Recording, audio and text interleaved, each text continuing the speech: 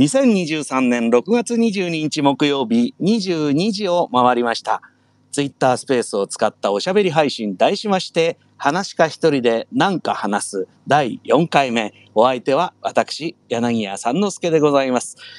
話かがお送りする配信でございますが、内容は落語ではありません。落語に関係する話も、しないことが多いですね。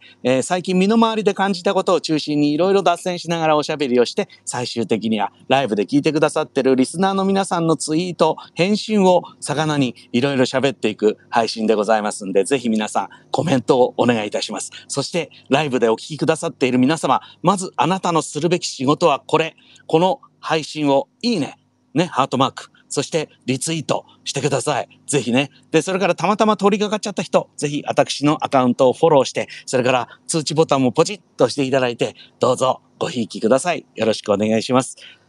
この配信は後ほどポッドキャストでも配信しますので、私のプロフィールページのリンクからぜひお楽しみください。途中から参加した方もね、ちゃんと追いつけます。追いつくほどの内容かどうかわかりませんけど、落語の配信はね、別途有料で行っておりますんで、これもリンクにございますんでね、ぜひね、聞いてみてください。さて、まずは今日の番組のお供とする飲み物で乾杯をいたしますよ。私もうすでに、この返信欄に、私の今いる状況と、それから乾杯案件を写真で載せてございますよ。私が今いるのは沖縄の石垣島でございます。石垣島の、新しい港埋め立て地でね、綺麗なんですよ。そこに今、客船の商船三井の日本丸で、もうずっと旅をしておりまして、もう1週間ぐらいになるかな。あと3日ぐらいあるんですけどね。あと3日じゃないか。明日出港して、明後日にはもう終わるんだ。ね。もう残り少ないんですけれども、今日はね、だからこの石垣島に寄港日なんですよ。ずっと夜は洋上だったんです、今までは。ってことはもちろん電波が入らなくてこんな配信はできなかったんですが、今日は港に一晩停泊するということで、私今岸壁に降りてきて、これとても人には見せられない姿で怪しいよこんなのね。港湾の警備員の方が見つけたら速攻で身柄を確保されるような状況で今おしゃべりをしておりますよ。そして目の前にあるお酒でございます。これイムゲっていうのかな。イムゲ、久米島の久米船っていう泡盛の有名なメーカーがありますが、そこが出している、粉黒糖を使った久米島産紅芋の焼酎でございます。イムゲーだって。なんかね、文句を言うとね、文句を言うと、その書いてある文句を話すとね、泡盛ってのは高級品だったんだってさ。で、庶民はこういう、なんていうんですか、芋を使って黒糖を使ったようなこういうのを飲んでたっていうんですよ。私まだこれ一回も飲んだことないんで、皆さんと乾杯した後に飲んでみようと思います。皆さんもよかったらいろいろ乾杯の案件をですね、返信していただけるといいですね。もう宮子さんはすでに、黒糖焼酎、奄美の黒糖焼酎をあげてくださっていますが、それじゃあ皆さん乾杯しましょうね。それでは乾杯。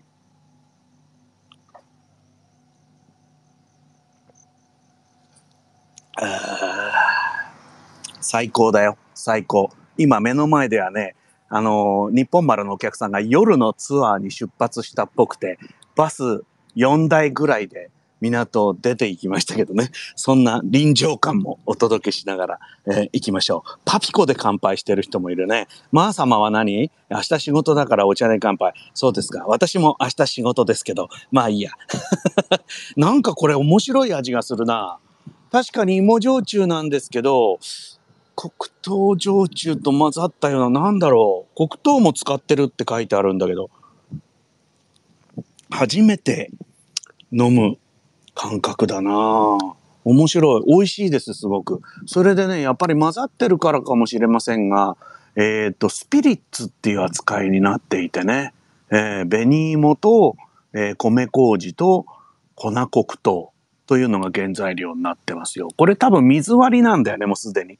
水割りになってて、アルコール度数は12度ということでね、飲み始めましたんで、皆さんと1時間ぐらい楽しく過ごしてまいりますんで、どうぞよろしくお願いをいたします。はい。これどういうことになってんのかな。ちょっとね、また返信がね、一応パソコンも持ってきたんだけど、皆さんの返信をどうやって読んでいいのかがね、毎回これね、わからなくなるっていうね。どうしたらいいんですかね。もうちょっとこのね、ツイッターのスペース使いこなしたいなと思ってるんですけどね。通知欄を見ておけばいいのかな。通知欄を見ながら、コメント欄も見るっていうことか。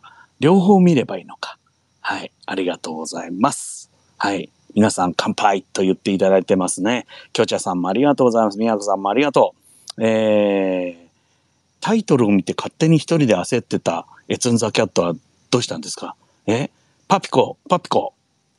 ハチさん、ありがとうございます。ちょっと、なんか、パニクってますけどね。ノンアルコールビール、レモンスカッシュで割っていいじゃないですか。ね、皆さん思い思いに飲んでくださってますね。それから、サイダーさん、クラフトビール IPA で乾杯。もう IPA 天国だよね。こっち来てから、オリオンビール三昧なんだけど、オリオンすごい種類あんの、こっち来ると。びっくりする。でね、IPA もありました。でね、なんかプレミアムが美味しかったな、やっぱり。さすがプレミアムっていう感じがしてね。美味しかった。それで夏用のなんかね、なんていう氷結なんとかみたいなのあんまり美味しくなかったな。なんかタイじゃない、ラオスのビールみたいでね、なんか薄いんだよね。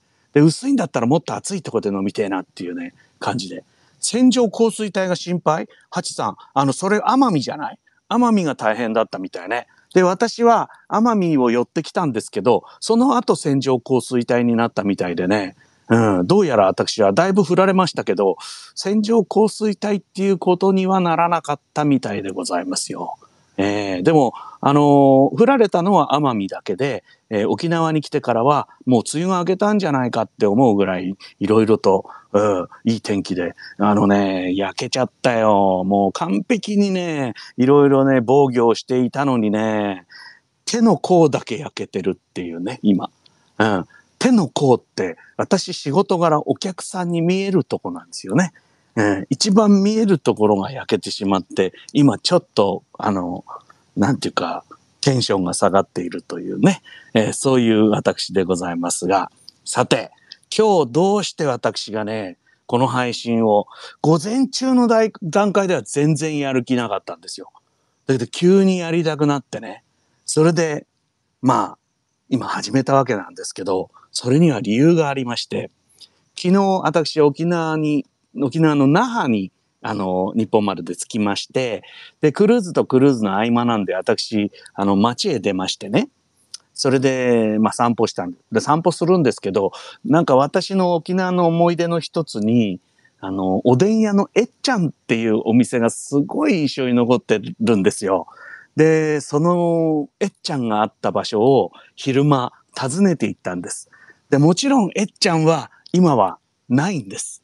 でえっちゃんっていうぐらいですから、えっちゃんがやっていたお店なんですけど、えっちゃんは何年か前に亡くなってしまったっていう話を聞きまして、そうなるともちろんお店も一人でやってらっしゃいましたからないんです。でそのお店があった場所へ伺って、なんかね、思いを馳せてたんですよ。そしたらね、いろいろ後で気になって調べてみたら、えっちゃんに行ったのは2012年の9月20日なんです。でね、私なんで沖縄に行ったんだかが、ね、どうも思い出せない。多分仕事じゃないんです、それ。仕事のはずないんだよな。私のネタ帳見たら、19日に東京で落語をやって、自分の日暮里の会をやって、25日に落語カフェでやってるんで、20日から24日までぐらいの日程できっと沖縄に多分勝手に旅行に行ったんだと思うんですよね。もう11年も前のことだからね、ちょっとそこら辺がわからなくなっているんですよ。で、11年経つともちろん今もうすでにいろいろ忘れてますけど、忘れるじゃないですか。そこで私がえっちゃんで起こった出来事をもう一遍思い出しながら皆さんにおしゃべりしてみようかなって思ったのが今日この配信を始めるきっかけとなりました。で、25日っていうのは2012年9月25日に落語カフェで私ね、えっちゃんの枕を延々やってるんですよ。もう初めて多分お客様の前で話したんで、相当長いことになったんじゃないかと思うんだけど、とにかくもう覚えてるまんま、感じたまんまわーって喋った覚えがあるんですよね。で、そんなことで11年経った今日、私がどのぐらいえっちゃんのことを覚えているか、それを試しにちょっと喋ってみようかなっていうのがきっかけでございます。はい。よかったら聞いてくださると嬉しいですね。で、2012年9月20日。ね。本当になんで沖縄行ったのか覚えてないんですけど、ふらふらふらふら。私まだその時39歳だ。ね。50になっちゃったよ、私。ね。ずいぶん前な気がしますけれども、ぶらぶらぶらぶらと沖縄の街を散歩しながら、桜坂っていうところへ行ったんですよね。桜坂は、国際通りをずっとこう歩いていくと、その終点のあたりっていうのかな。公設市場も抜けて、もうちょっと行ったあたりの一角が、まあ歓楽街っていうか、飲み屋街があるんですよね。昔は桜坂劇場っていうのがあって、きっとそこでちっちゃい落語会とかやってたりするんじゃない？今もあるのかな？ちょっとわかんないけど。その桜坂という一角にですね、まあ、えっちゃんっていう店があったんですね。調べて行ったわけじゃないと思うんですよ。で、お店の前に着くと、ドアに鍵がかかってるんです。いや、誰かに行けって言われたのかな？それもちょっと定かじゃないんですよね。もう人間10年以上経つとね、本当に忘れるんだな。だからね、人間がよくほら、皆さん昔話をするじゃないですか。なんか、私の記憶をたどればみたいな話するけど、どうなんだろうね。あれってどこまで正確なんだろうなんて、今私喋りながら思ってますけど、とにかくえっちゃんの前に行ったんですよ。で、えっちゃんのお店は、鍵がかかっているんです、ドアに。なんか、ちょっと待ってください。首になんか止まったな、虫が。まあいいや。ここはそういうところだ。ね。で、鍵は中から開けてもらわないと入れないじゃないですか。だからね、ノックするんです。コンコンって。で、ノックすると、いわゆる小窓がパカッて開いてね、なんかすごいじゃないですか。なんか外国映画に出てくる秘密クラブみたいなね。で、中からピッてこう小窓で私の顔を覗いて、あ、こいつは大丈夫だなっていうんであれば、開けてくれるっていう、そういう物々しいお店なんですよ、結構。うん。それで入ったんです。で、入ってみたらそこはおでん屋さんでございました。おでん屋えっちゃん。ね。で、もちろんえっちゃんっていうぐらいですから、中にえっちゃんがいまして、いくつぐらいなんだろうな、年は聞かなかったような気がするんだよな。でも相当お年ですよ。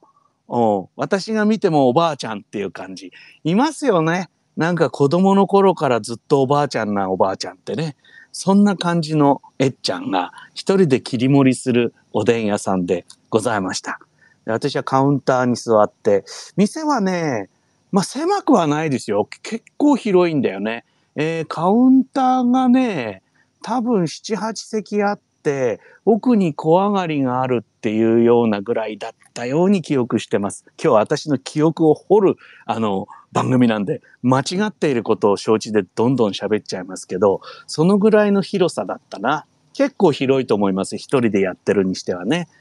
で、カウンターの向こうに我々がよく知ってるようなおでん鍋が、なんか仕切ってあるね。コンビニにもあるような、ああいうおでんの鍋があって、で、えっちゃんが座っているっていう。で、メニューとかそういうものは一切ありません。はい。で、カウンターの隅にピンク電話が一台置いてあるっていうのが私が今こう思い出してみた景色なんですよね。で、まあ、何もメニューないですから、大体そういうとこだからビールはあるかなと思って、えっちゃんに、じゃあビールくださいって言ったんですよね。そしたら、はい、なんて言って、しゃがむんですよ。なんかいちいちしゃがむんですよ、いろいろ。そうするとカウンターの奥っていうか向こう側ね、えっちゃんがいる方の床に、クーラーボックスが置いてありまして、で、クーラーボックスから、瓶ビールが出てきましたね。もう何のビールか忘れちゃったな。多分普通のキリンラガーのビールだったような気がするんだけど、とにかくそれがね、出てきました。で、普通に栓抜いてもらって、コップで飲む、そういうスタイルですよね。もうここはもう普通の居酒屋さんと変わらない感じで、ビールを飲み始めました。ね、でも初めて行く店ですからね、そんなにいきなりペラペラペラペラ喋るんじゃなくて、とにかく、ビールを飲んでるっていう感じかな。で、なんかいきなり頼むのもね、なんだし、ちょっと様子見ながら、なんかビールを飲んでたように覚えてます。で、ちょうど瓶ビール1本飲み終わるぐらいかな。やっぱおでん屋だから、おでん頼まなくちゃいけないなと思ってね。沖縄でおでん食ったことないしね、沖縄のおでんってどういうことなんですかね。その頃ってどうだったんだろう。なんかこう地方おでんっていうの、もちろん昔から静岡おでんとかいろんなのあると思うけど、そんなにみんながこう地方の豊かなこうおでん文化みたいなものをワイワイ言ってない頃だったと思うんですよね。で、沖縄のおでんどうのかなと思って鍋をちょっと覗いてみたりするとね、非常に沖縄っぽいんですよ。手びちとかね、なんかそういうやつ、沖縄そばの中に入ってるやつとか、そういうものがおでんの具として結構濃い色で、煮込まれているという、そういうおでん鍋なんですよね。普通のもあったと思いますよ。こんにゃくとかね、そういうのもあったと思います。実はですね、私今見ないで喋ってますけど、私のツイッターの検索で、えっちゃんと、えつはね、立身弁に、なんていうのちょんちょんってやって、こう、なんていうのこう、兄って書くやつ。ね。小宮悦子のやつですよ。ね。えっちゃんって、ちゃんはひらがなね。で、検索していただくと、いくつかツイートがその当時のが出てくると思うんですが、もちろん、その頃はね、写真をインスタに上げてたんですけど、そのインスタの写真が見られると思います。で、おでんの写真も出てきます。で、そこの変わってんのはね、もちろん中身もそういう沖縄っぽいんですけど、で、じゃあおでんちょっと一人前も持ってもらおうかな、なんて話をしたら、そこからですね、えっちゃんがなんかどこかから引っ張り出した青菜ですね。青菜を、おでんの鍋の中に入れて湯がき始めるっていうんですか。おでんっていうのは大体煮込まれてるものが多いんですけど、他のものは全部煮込んであるんですけど、その最後におでんの盛り合わせの一番上に乗っかる青菜だけは注文を受けてから青菜をおでん鍋に入れて、さーっと湯がいた状態で上に乗って出てくるっていうね。これもなかなかいいなと思って実際食べてみても、おでんでそんなシャキシャキするなんていうんですか、葉っぱをね、食べるってことないじゃないですか。これもすごい新鮮で、おでんはね、甘めの味付け、濃いめの味付けで、お酒にはとっても良かったという記憶がございます。はい。で、これだけだったらね、別にね、沖縄でおでん食べたよっていう、それだけの話なんですけど、このえっちゃんのうちのシステムがいろいろ変わってましてね、そのうちにお客さんが入ってきました。で、私が入る前から5人ぐらいで小上がりに上がってる学生風のお客さんがいてね、結構騒いでるんですわ。ワイワイ。いいよね、若い人が騒いで飲んでるのね。で、そんだけ若い人が飲んでれば、お酒はどんどん追加するってことになるんですけれども、その学生さんはですね、泡盛をボトルで入れて、それで水割りでガブガブ飲んでたんですよね。でもやっぱり大勢で飲んでますから、あっという間に泡盛は空っぽになっちゃうでしょ。で、えっちゃんに、もう一本泡盛ください、なんて注文したんですよね。そしたらね、えっちゃんは、ピンク電話に手を伸ばしまして、自分で10円を入れまして、電話をし始めました。で、呼び出しがあってね、多分ルイリー、ブルルルなんて何回かあって、もしもしって、焼酎一本持ってきて、ガチャンって切るんですよ。なんか赤電話、なんかこう注文システムっていうか、なんかどっかにバックヤードがあって、そっからなんか別の店員さんが持ってきたりするのかななんて、でもいちいち10円入れてするの面白いなと思って見てて、ほどなく5分ぐらいだったですかね。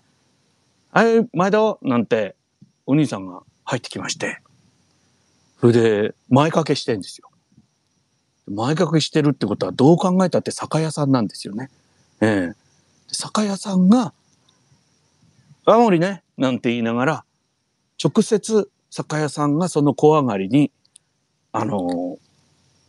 焼酎ね青森の瓶を出すっていう、もうこれびっくりしましてね。いや酒屋さんですよだって。で普通はお店っていうのは酒屋さんから仕入れたお酒を出すってことで、まあ酒屋さんよりちょっと高い値段を取ってもいいっていうそういうことになってるじゃないですか。ですけどそこのえっちゃんのところはえっちゃんの手を返さないで直接酒屋からお客に酒が出るっていうね、すごい画期的と思って、びっくりいたしました。つまりねこのえっちゃんはお酒の在庫をしないんですよ。ね。焼酎青森なんて出るじゃないですか。沖縄なんですから。でも何本も取ってあるんじゃなくて、なくなったら酒屋を呼んで1本ずつ客に出すってそういうシステムなんですよ。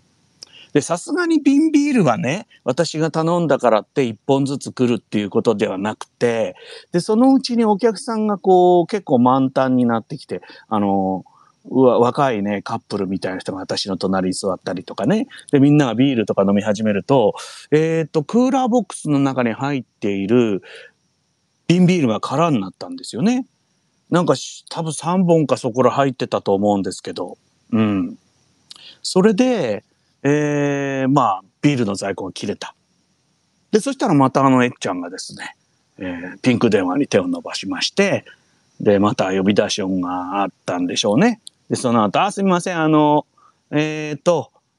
ルを5、6本持ってきてガチャって切るんですよね。とまた5分ぐらい経つと「はいお待ち」っつってでまた酒屋のさっきのお兄さんがビールを5本冷えたやつを持ってきて、そしてクーラーボックスに収まる。でクーラーボックス別にね氷が入ってるとかね氷水になってるとかそんなことじゃないんですよ。ただクーラーボックスなんです、空っぽの。だからまあもちろんその中に入れとけばいくらかは、保冷効果っていうんですか、そういうのはあると思いますけど、だからビールの冷えない距離っていうか冷えないじゃないな、ビールの温まらない距離で酒屋があるんでしょうねきっとね。でそうやってもうだからクーラーボックスに入れといても温まらないぐらいの在庫しかしないで、それでお客に出しちゃおうっていう、もう何から何までもう感動のシステムなんでございますよね。でそのうちなんかえっちゃんと喋るようになったりしましてね。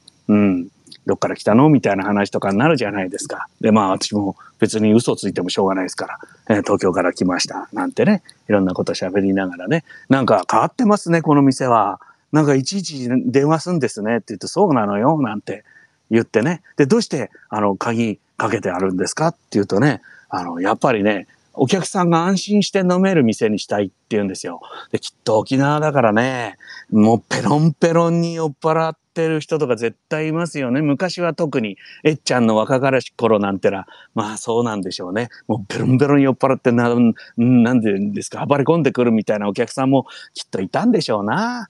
荒っぽいお客さんっていうかね。でそういう経験上きっと一度顔をチェックしてから鍵を開けるっていうえっちゃんのシステムが出来上がったんじゃないのかなっていうふうに思うんですよね。いやなんかもう奥が深いなってもうだからね、おでんも美味しいんですけど酒の魚はね、もうおでんももちろん美味しいんだけど、もうそのえっちゃんの話がね面白くてもうすごい飲めちゃうんです。でそのうちビールから私も焼酎青森になりまして、それでね後でそれではその時分かったんだけどね、焼酎泡盛をね一升瓶でストックはしてあるんだよね。だからボトルは置いてないんだけど、私がじゃあ泡盛くださいって言うとじゃあちょっと待ってねなんて、水割りなんつって、水割りでくださいなんて言うとねお調子で出てくるんですよ。いわゆるとっくりで。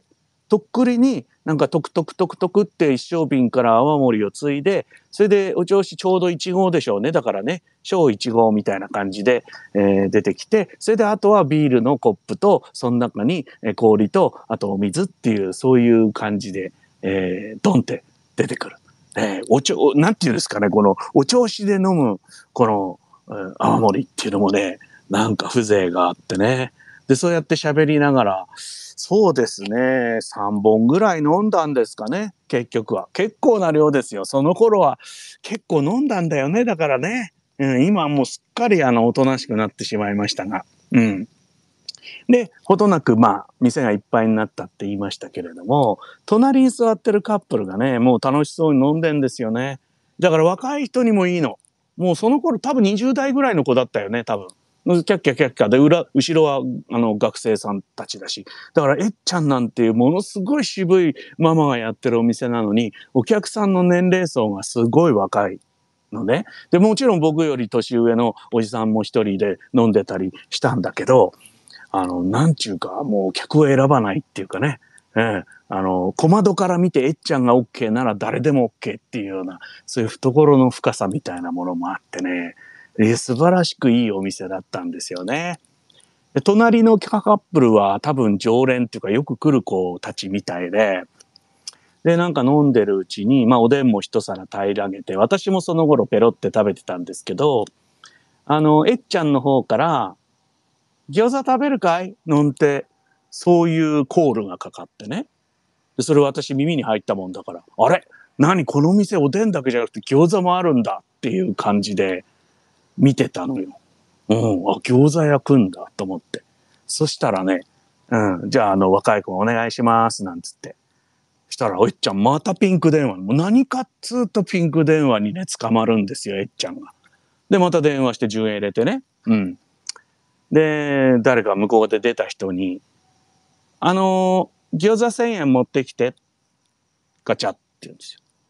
餃子1000円持ってきてって言うんですよ。餃子って何人前とか何個とかね、そういう頼み方だと思うんだけど、餃子1000円持ってきてっつうね。すごい数え方だなと思って。でも5分ぐらいだったのかな、もうちょっとはかかったかな。割と早いなって思ったんですけどね、その時ね。で、また戸が開きまして、ね、戸が開いてっていうのはそのためにえっちゃんが出るんですけど、鍵がかかってますからね。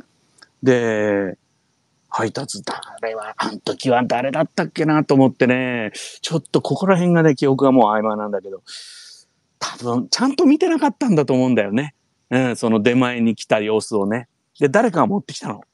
で、持ってきたんだけど、その持ってきた人がそのまんままた、えっちゃんの手を介さずに、直接お客さんにその餃子を出したんですよ。もう何しろえっちゃんの店なのにね、えっちゃんはおでんしか触らないわけ。ね。これで、美味しそうだなって思うじゃないですか。隣でね、食べてんですよ、餃子。こっちもほら、いい感じに酔っ払ってきてるし。酔っ払うと結構僕は満腹中枢がいかれてくる方なんで、なんか食べたくなるんですよね。で、勇気を振り絞って。やっぱりね、初めて行った店で私だってそんなにね、ペラペラキャーキャーはできないんで、もう何でも様子見ながらね、こうビクビクしながらね、飲んでるんですけど、その餃子どうしても食べたくて、もう勇気を振り絞ってえっちゃんに、僕も餃子食べたいんですけどって言ったら、あ、そうじゃあ、取ってあげるわよ、なんつって、また捕まるんですよ。とにかく、もうピンク電話とえっちゃんっていう絵がね、ものすごく、私の印象に残ってて、ほいで、そう言ってたのはね、トイレ行くときはね、私がトイレ行くときは、受話器外しちゃうの、なんて言ってましたよ。かかってきても出らんないからっていうことなんでしょうけどね。とにかくもうそのピンク電話を愛するえっちゃんで。で、また私の餃子を注文してくれてね。それで、取ってもらったんですよ。また1000円してね。で結局ね、私は会計ほら全部するじゃないですか。餃子1000円持ってきてって言ったその餃子は1000円私取られました。だから、えっちゃん、中抜きしないのよ。ね。餃子1000円持ってきてっつったら、1200円ぐらいで出したっていいじゃないですか。いや、もっと高くてもいいよ、1500円とかね。結構な量よ、だから。餃子1000円だから。結構な量でしたけど。でも、中抜きしないんですよね。安い店だったもんな。私、そんだけ食べて、だから3000円ぐらいだったと思いますよ。焼酎3杯と、おでんと、それから、なんだっけ、その餃子ね、3000円ちょっとぐらいだったと思うんで、ほぼ、なんて言うんですか、原価っつったらあれですけど、儲かんのかこれでっていうような会計だったんですけど、とにかくその餃子を食べました。変わった餃子でしたよ。まあ、小さめの餃子なんですよね。なんか博多の餃子みたいな、どのぐらい普通の餃子の半分ぐらいの大きさね。なんです。だから個数がすごく多くて、で、びっちり入っててね。量としては結構な量でしたよ。普通の餃子の2人前ぐらいの量が、こう小さい餃子でビシッとある感じですよね。うん。で、食べてみたらパクって。びっくりした。中にね、ニンニクが入ってんですよ。ニンニク入ってますよね。それは餃子ですから。違うんです。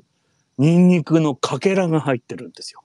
で、それも、多分事前にこれ火を通したんだろうな、蒸したんだか茹でたんだかわかんないけど、いわゆるほら、ホクホクになってる状態ってあるじゃないですか。ね。あまり匂いも少なくなっていて、ホクホクした感じっていうのかな。うん。でそういう感じで、なんかね、あの一個一個に入ってんですよ。びっくりしますよね。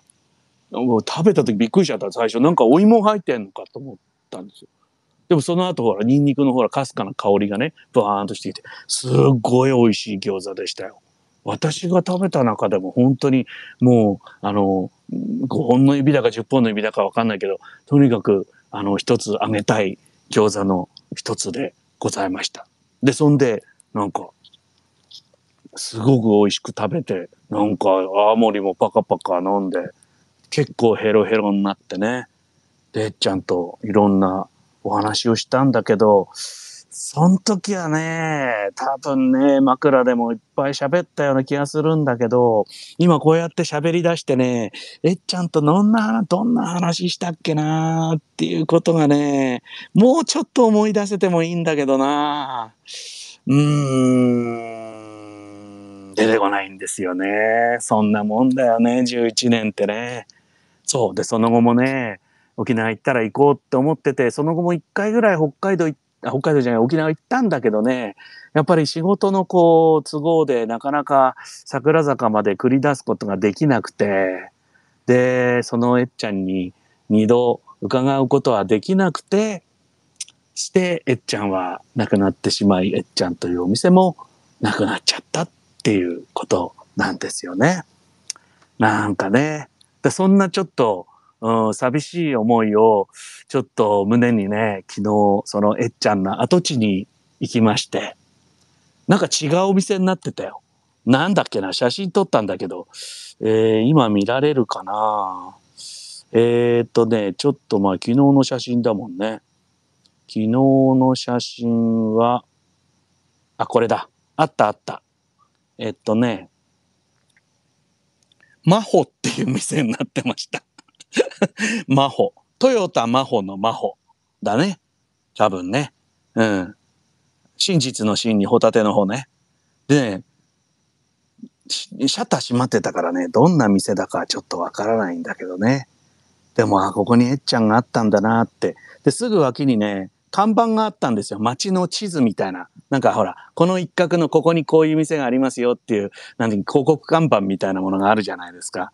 あれが見つかったんですけど、そこにはね、まだえっちゃんあったんですよ。おでんえっちゃんって書いてあるんだけど、まあそこにえっちゃんはないっていうね。なんかちょっと寂しかったですね。もう一回行きたかった。やっぱり行きたいって思ったら行かなきゃダメだなって本当に思いますね。もう亡くなってからどんなに私みたいなことですよね。うん。ああって喋っても帰ってこないもんね。ということもあってね。なんか今日はちょっとそれを喋ってみようって思ったわけなんです。全部は思い出しきれてない気がするな。あ、それからね、今言った餃子屋さん。ね。今言った餃子屋さんはございます。まだ。それもね、昨日写真撮りました。でお店の名前はね、お店の名前が分かれば多分調べられますよね。ちょっとお店の名前、ちょっと待ってよ。ちょっと待ってよ。写真をね、出しますからね。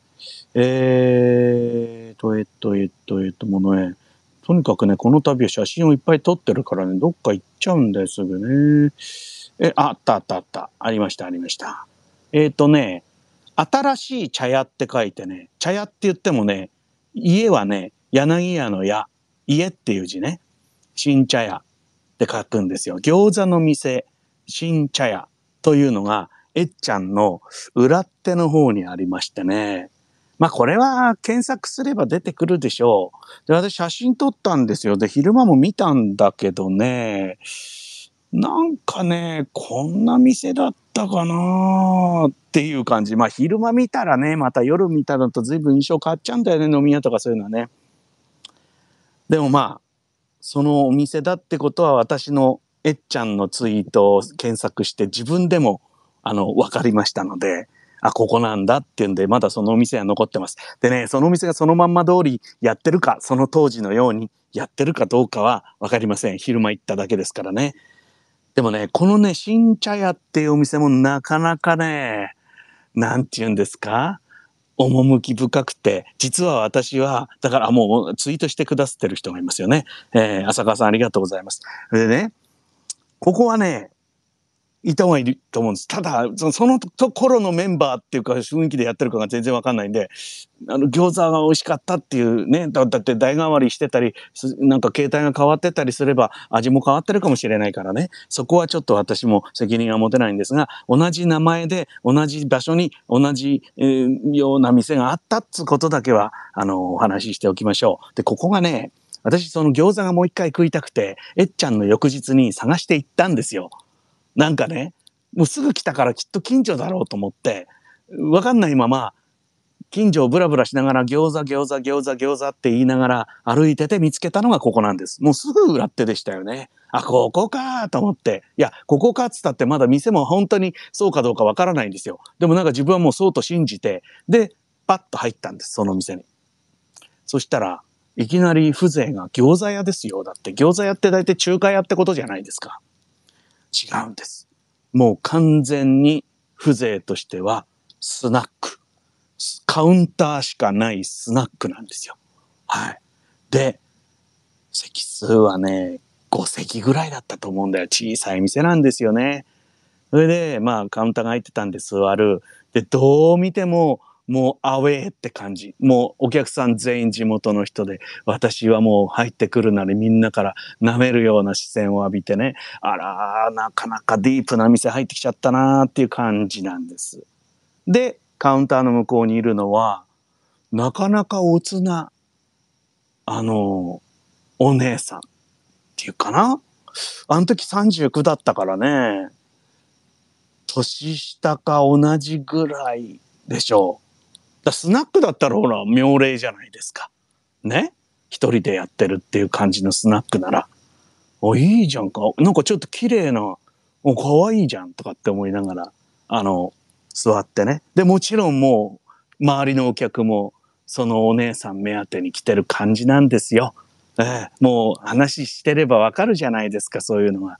そしてカラオケがあって、で、なぜか奥にジュークボックスがあったんですよ。だから100円入れてなんかね、そこにある、チェッカーズとか確か入ってたと思いますけど、誰が聞くんだっていうね。うん。なんかそういう感じのお店。でね、結局ほら、餃子食べるまでわかんないじゃないですか。昨日の餃子かどうかを確認しなきゃいけないんで、餃子を頼んで。で、他の客は誰も餃子食べてないんですよ。もうお姉さん目当ての飲み屋の客なんだよね。でも、奥で餃子を焼いてる音はしてるんです。だから注文してもその綺麗なお姉さんは餃子を焼かないんです。奥でお母さんとお姉さんが焼いてるっぽいんですよ。うん。でね、多分近所の店からじゃんじゃん注文が入るっぽくて、その店では誰も餃子を食べてない、私しか注文してないんですけど、なんか餃子を焼いてはなんか外へ持っていくような音がしているので、きっと近所のお店はみんなそこから餃子を取っているんだろうっていうことが、まあなんとなく分かってくるっていうことかな。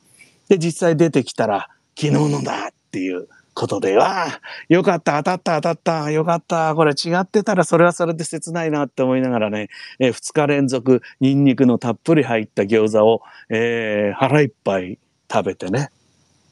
それで、そのうちやっぱりね、地元のお客さんがね、話しかけてくるんですよ。どっから来たのとかね。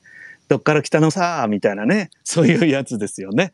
で、まあ、いろいろ話してるうちに、なんかカラオケで歌を歌うようなことになり、カラオケを歌ったらもっと歌えもっと歌えとか、もうお姉さんもなんかもうどんどん曲を勝手に入れちゃうとか、そんな感じで、楽しい夜を過ごしたのも、だからえっちゃんがご縁ですよね。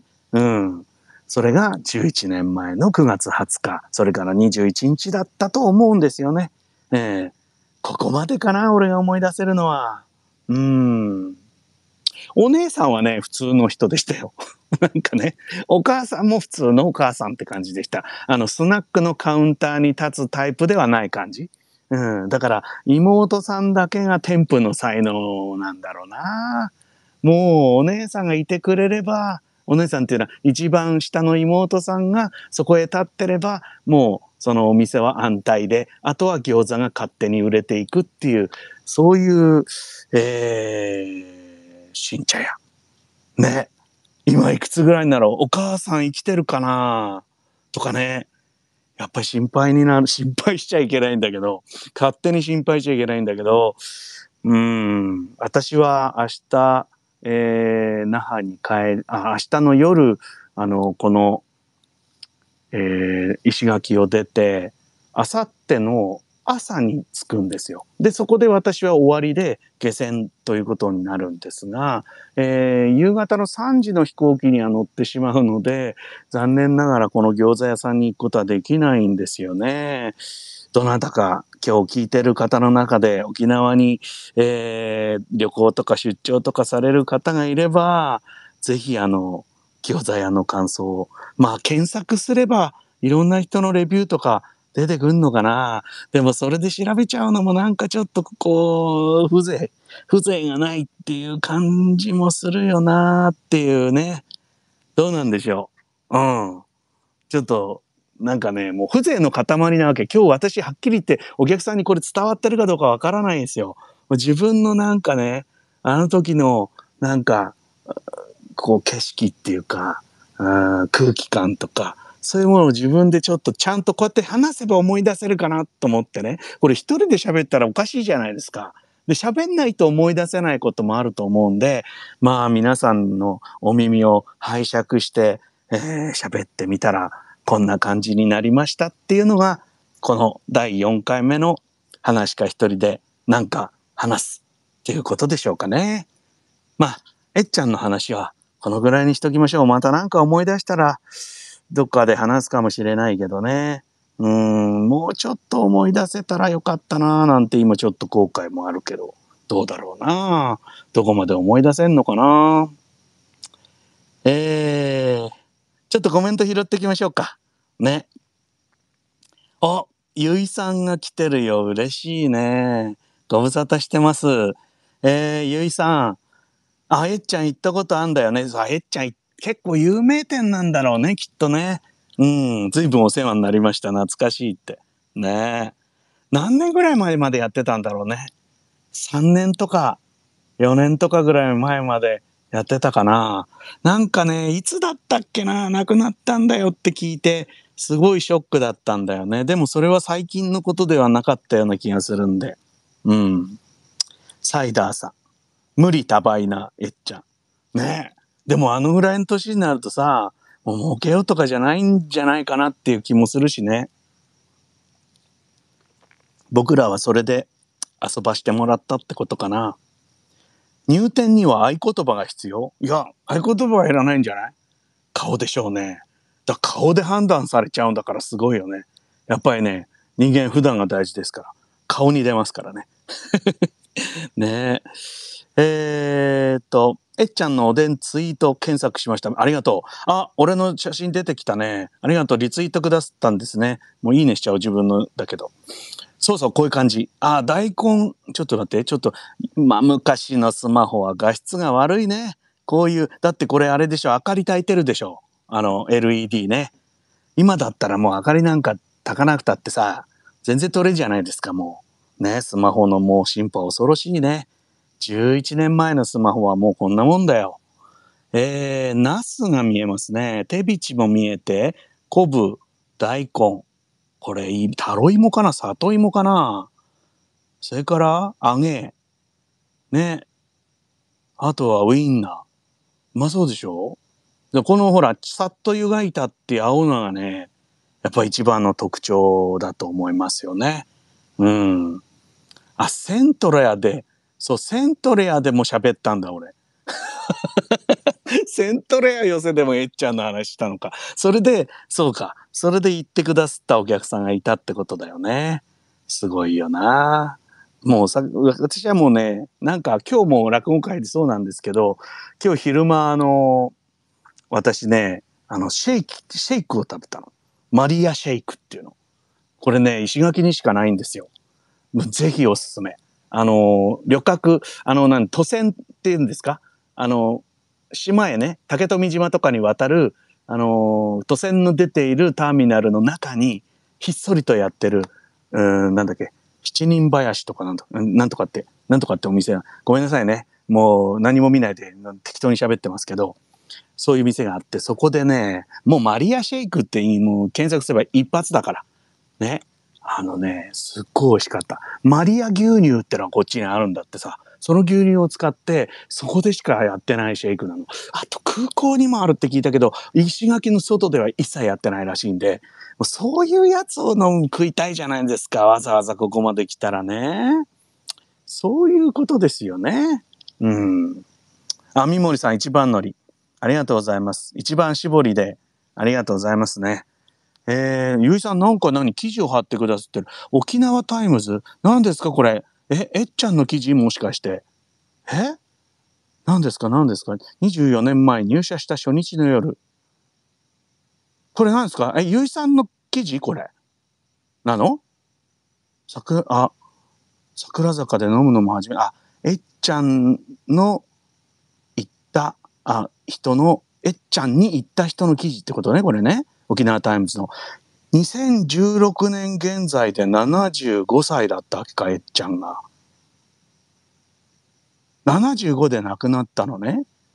ちょっと待って、これちゃんと読みたいな。これ喋りながら読むのは失礼ですね、これ。後でゆっくり読ませてもらうわ。ありがとうございます、ゆいさん。さすがだね。で、やっぱり新聞の記事ってすごいよね。ちゃんと年齢とかね。うん。75歳で亡くなって2016年だからもうすごい経つんだ。7年も前じゃないですか。ねえ。そっか。みんなに愛されてたんだな。そういうお店って大事よね。今はなかなかそういう店が少なくなったって、もう俺もおじいさんみたいなこと言ってるけど、実際そうじゃないですか。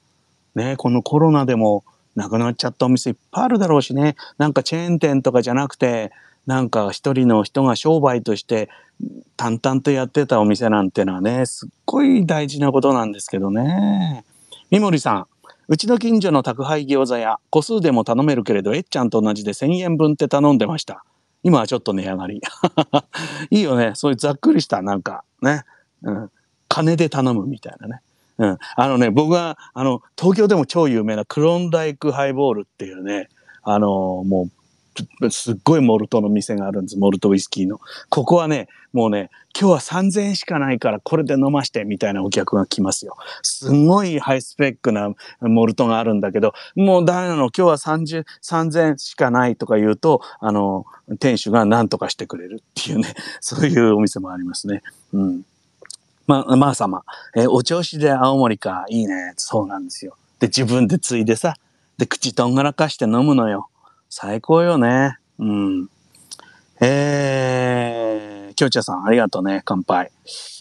それから、青菜。そう、この青菜何なんだろうね、みやこさん。青菜だよ。ね、あれだよ、落語と一緒だよ。落語の青菜はあれは何の中は言わないじゃないですか。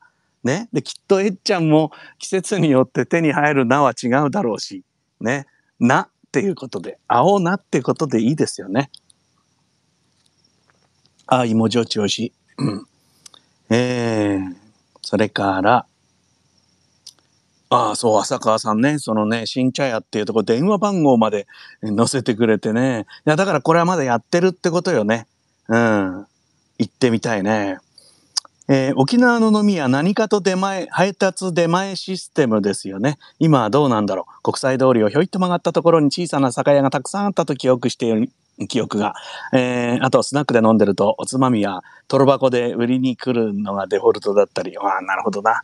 いいね。あ、そういう街なんだよね。いや、確かに今日昨日か歩いたけど、酒屋がちっちゃいのがやっぱ点々とあったりとか、うん、いい感じでしたよね。今行ったらまた見える景色が違うかな、30代と違ってね。そんなにはしごはできる自信がないけど、ありがとうございます。トッピングはフーチバー。フーチバー。こっちで言うよもぎ。よもぎっていうのはよもぎの香りがするんですか、よもぎ。フーチバーは。だとすれば、よもぎの香りはしていなかった気がするな。なんかね、癖がなかったの。なんか。だからさっと湯がいておでんの上乗ってて、何にも邪魔にならなくて、ただシャキシャキした食感とっていう感じだったんだけど、そのフーチバーっていうのはどうなのかだよね。うん。なんだろうね。そんな浅川さんは本搾りの、夏みかんですか。本搾りはね、加賀見千四郎さんが大好きなんだよね。もう本搾りしかありえないみたいなことを何年も前にやってた。もう、あれだもんね。千四郎さんといえば、この八重山諸島っていうかね、あの人もこっち来んの好きなんだよね。最近どうなんだろうね。大神楽曲芸師として出世に出世を重ねて、今じゃもう親方ですからね、あの人もね。うん、遊びに行ってんのかしら。うん。ね、あの人といえばやっぱり石垣とか、そういう感じなんですけどね。これは、コメントはこれで全部なのかなよくわかんないな。その後くれた人もいるのかなちゃんとこぼさず読みたいよね。それから、あ、ゆいさんがまた、失礼しました。シンガーのコッコのおばさんにあたり自慢の甥っ子さん、コッコっていたね。コッコのおばさんなんだ、えっちゃんって。よく知ってるね、ゆいさん。さすが。へえ、そうなんですか。コッコってなんだっけ聞いたことあるよね。なんか、そう、売れたよね、結構ね。うん。まあ今もかもしれないけど、ごめんなさいね。うん。へえ。ツンザキャットさん。えっちゃんのお店も、近所のお店も、一体がいい雰囲気で、居心地の良さが伝わってきます。ねえ、ほんとよ。あの街ごとが一軒の飲み屋なのかもしれないな。でもね、今日ね、昨日ね、餃子屋の写真撮ったら向こう側にね、でかいハイアットリージェンシーのビルがドバーって映っててね、まあ沖縄も変わったんですな。いろいろとね、ホテルも国際通りも大きいホテルが建ったりしてね、なんか相変わらずわい雑なお土産屋があって、それはそれでいいし、牧師公設市場は綺麗になったけどね、ジューススタンドなくなっちゃったね、そういえばね。ヒラミレモンのなんかジュース飲ませるとこね。探したけどなかったわ。だからそうやって、まあいろいろちょっとずつは変わっていくっつうことですかね。うん。まあ、なんかね、久しぶりに来て、なんか沖縄ってやっぱりいいとこなんだなってね、思いました。サイダーさん。おでん食べたくなりました。飯テロです。そう。このね、もうすぐ11時になろうとしている時にね、キョチャさん、本搾りは、添加物が入ってないから体にいいと私の上司が言ってました。体にいいわけねえだろ、酒なんだから。そうやって酒飲みはね、理由をつけて飲むんだよ。サラダを食えばゼロカロリーと一緒だよ。ね。でも、本搾りはなんか美味しい感じがするよね。ケミカルな感じは確かにあんまりしないかな。いや、そういう意味ではね、こういうね、芋焼酎みたいなのはいいですよね。余計なものが入ってないからね。うん。うまいわ。いや、部屋に帰ってね、これからまた飲み直そう。こんな話したらね、まあ、はっきり言って飲まなきゃ寝つかれないよね。まあ幸い私は明日の、確かね、夜のね、9時半か10時ぐらいまで仕事ないんですよ。遅えんだ。船の落語会の夜の部はね、もうみんなが寝静まろうっていう時にサクッと30分やるとかね、そういう落語会もあってね。だから明日の夜中っていうか10時くらいに自分のピークを持ってかなきゃいけないっていうんだから、今寝ちゃダメなんですよ。もう寝ちゃダメなの。今寝ちゃっちゃもうだっておかしくなっちゃうじゃないですか。まあ朝まで起きてるってことはないですけど、もうしばらく起きていて、で今日はまあ石垣港に停泊してますんで、静かなんです。揺れもないし、機関の音もしないから、まあ静かに眠れるんじゃないですか、穏やかにね。いや別に普段眠れないわけじゃないけど、やっぱりどっかね、揺れてるのと揺れてないのでは。だからね、アップルウォッチの睡眠を測る機能があるじゃないですか。全然ちゃんと測れないんですよ。船の揺れで。なんかお前寝てたんじゃねえだろっていう、揺れてただろうみたいな風に、ウォッチが判断して、なんか睡眠時間2時間とかそういう感じで表示されたりするんでね。だからやっぱりそれなりに、まあ船っていうのは揺れるんですな。宮子さん、沖縄には行ったことがないので行ってみたくなりました。いやー、ぜひ行った方がいいな。だからね、新しくなって面白くなるっていうのも街ってあるじゃないですか。だけど、やっぱり刻一刻となくなっていくものっていうのが、特に古き良き街にはあると思うんですよね。まあ東京にだってそういう場所はあると思うし、沖縄なんかだとなおさらだと思うんですよね。で、やっぱり古き良き桜坂ってのももうあの頃とは違っているような気もするし、行くならやっぱり今だろうなって思いますから、宮子さんもなるべく、早めに沖縄行ってください。大したことないですから、もうすぐピュッて今も LCC とかもありますから、私なんか船で3日かけて行ったんですからね、そんな時間かけることありませんからね。イサナさん。船が揺れるとアップルウォッチがうまく動かないの面白いですね。そうなんだよ。ね。去年だかに初めて気がついてね。でも、僕もう一つね、指輪型の睡眠、計測デバイスをつけてるんですよ。これはね、ちゃんと計測できるね。だからやっぱね、いろんな測り方があるんだろうな。脈拍とか呼吸数とかもこの指輪はなぜか測れるんですよ。不思議なもんですよね。自分のね、睡眠を数値化するって結構面白い。そうするとね、飲んだ勢いでそのまま寝るってことしなくなりますよ。そうすると睡眠の内容が非常に悪くなる。もう若い時なんかね、本当に寝るまで飲んでてそのまま気失ってたけど、それやるとね、本当に朝までね、ちゃんと寝てないんだなっていうのが、それはただ気失ってるだけなんだってね。で、そういうことを考えて最近は飲みますよ。飲みますけど、飲んだ後すぐ寝ないようにしてます。少なくとも3時間ぐらいは、起きて。で、まあ、いよいよ冷ますって冷めるかどうかわかりませんけど、少し落ち着いてから寝るとまた全然違うんでね。師匠の声の後ろに虫の声が井森さん。そうですよ。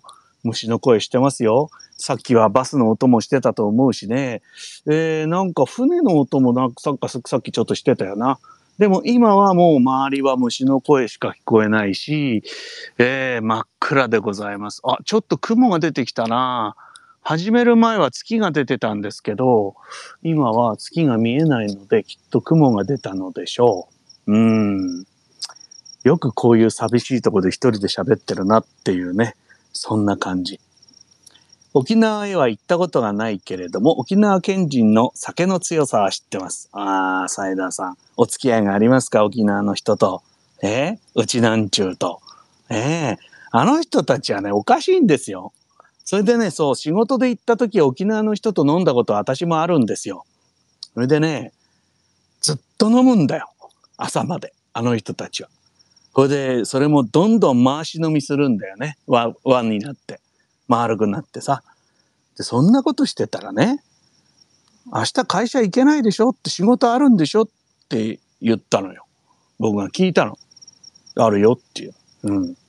行けないじゃないだってこんな朝まで飲んでたら。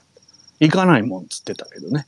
行かないのはいいけど、行かなきゃそれ社長とか怒られんでしょって言ったら社長も来ないからいいって言ってましたけどね。そういうとこよ沖縄は。素晴らしいと思うよね。最近はね、私はね、なんかね、そういうちゃんとしてないっていうことは人間大事だろうなってすごい思うよね。それこそ落語やってんのにそうじゃない？でもそういうことやってる人はきっと売れないと思うけどね。売れないと思うけど、売れてる人はすごく頑張ってるんだと思うけど、そうじゃない人もいていいじゃないですか。と思うんだけどね。うん。なんかね、なんか全員がなんかこう高みを目指して、なんかグイグイなんかやるって気持ち悪い世の中だよね、それはね。多分世界的にはあまりそうではないと思うんですよ。もうごく一部の人がそうやって頑張って、まあきっとお金儲けたりして成功したりするのはいいんだけど、まあそれはそうしたくてそうしてんだからいいんだけど、アフリカとか行った時に本当思ったんだよな。なんか生きてるっていう意味では同じだからね。うん、どうやって生きるかっていうだけで、それに優とか劣とか、そういうものはないんだなって、アフリカ行ったのが間違いだったですか？そう思っちゃったってのは。いや、僕はそうじゃないと思うんですけどね。もう11時回っちゃった。ねえ。いや、今日はね、えっちゃんの話を聞いてほしくて、私のわがままでやったような、まあまあ、普段から私のわがままですけどね。まあ、今日はこんな感じで、11年前の枕はね、もっと長かったような気がするよ。1時間ぐらい喋れてた気がするけどね。まあ、2、3思い出せないことはありますけど、まあ、それも生きてるってことでしょう。いかがだったでしょうか。まあ、ちょっと楽しんでいただければね、まあ、夜更けですから、嬉しいです。ね。じゃあ、終わっていきましょうか。まあ、次いつできるかはね、ちょっとわからないけど、またお知らせをしてやりますので、皆さん遊びに来てくださいね。最後まで配信をお聞きくださいましてありがとうございます。この配信は皆様のツイートを常にお待ちしております。ハッシュタグさんのすけでもいいですんで、皆さんの身の回りの楽しげなことをお知らせいただきたいなと考えております。次回以降のおしゃべりの元になるかもしれませんからね。たまたまこの配信をお聞きになった方、ぜひ私のツイッターのアカウントをフォローしてください。最近はフォローしただけじゃダメなのよ。皆さんわかるでしょ？皆さん私のフォロワーじゃないかと思うんですよ。この今生で聞いてくださってるの。でもね、私のツイート全部届いてないでしょ？なんだったら私の、なんていうの？プロフィールの、ツイッターのプロフィールページね、トップページみたいなとこから、この私の1週間の旅、見てみてください。皆さんのところに多分全部は届いてないと思いますよ。最近ツイッターってどうもそうらしいんだよ。だからやっぱりね、それにはフォローするだけじゃなくて、通知ボタンまで押していただけると、皆さんに読んでもらえてんだなって思ってね。だからわかるんです、そういうのって。あ、この人通知ボタン押してくれてんだなってのはわかんのよ。だってツイートした途端にすぐいいねが来たりね、リツイートしてくださったりね、返信が来たりするんだもん。うん。だからそうすると皆さんのスマホにピコーンとかって行くってことでしょ？まあそんなに夜中にはね、ご迷惑かけたりしませんから、よかったら通知ボタン押していただけると嬉しいですね。あ、配信終わる前にね、皆さんね、いいねボタンまだの方、それからリツイートしてない方、ね。よろしくお願いしますよ。さあ、1時間3分お届けしました。いかがだったでしょうか。なんかね、私の声が妙に響いてるよ。港に気持ち悪いね。でまだ警備員さんあそこに、あの人24時間いるんでしょ、きっと港の入り口だからね。セキュリティとしてね。すっごい、島のおじいちゃんだけどね。もう夜になったら真っ黒で、顔の形がよくわからない感じになってますけど。はい。今日はこれで終わりましょう。それでは、おやすみなさい。